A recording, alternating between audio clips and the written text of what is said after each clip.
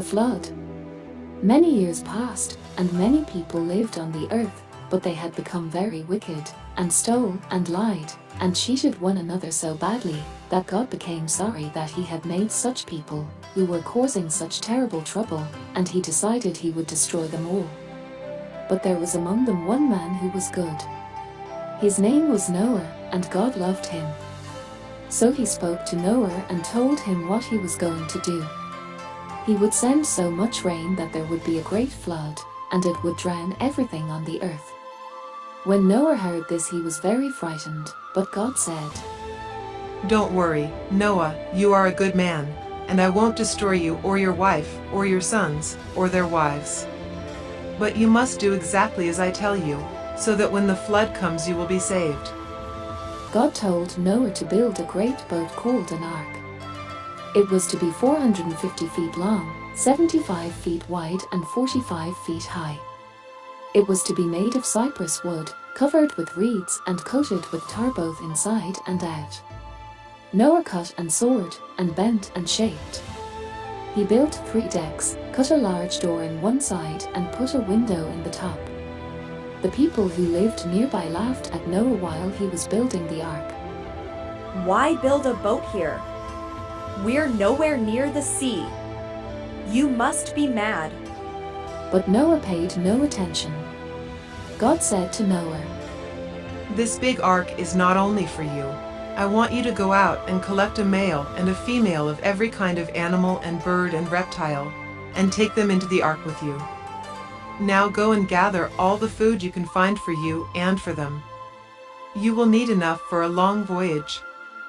When Noah's neighbors saw Noah and his family piling stores of fruit and grain, leaves and hay inside the ark, they jeered louder than ever. But Noah and his family paid no attention and went on with their work. 2 of every kind of animal and bird and reptile eat a lot of food, and very soon it would begin to rain. When all the stores were ready, Noah and his wife and his sons' wives went out to collect the animals. They followed Noah into the ark, 2 by 2. As soon as every one of them was safely on board, the first drops of rain started to fall.